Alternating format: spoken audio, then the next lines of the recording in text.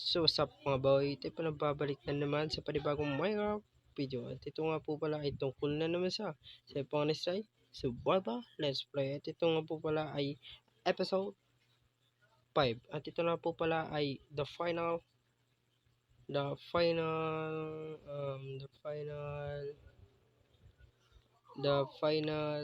episode natin for today. So marami tayong gagawin at simulan na natin to.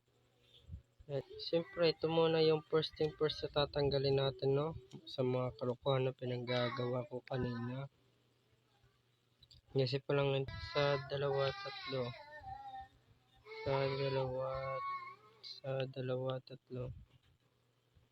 what the heck bro, isa, dalawa, tatlo, so bali dito siya. So yeah, magta timelapse agad tayo sa first video natin, no. Yeah, so timelapse pasok.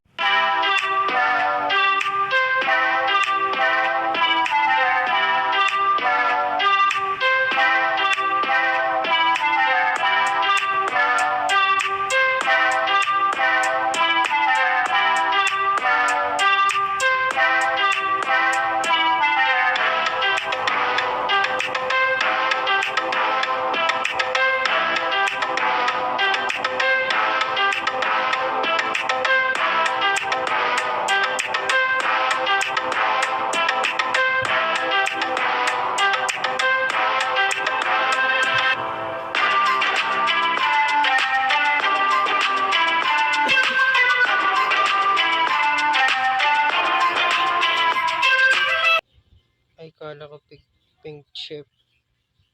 Pig lang pala, putik. Color blinded talaga ako. Diba? Blinded. Ewan.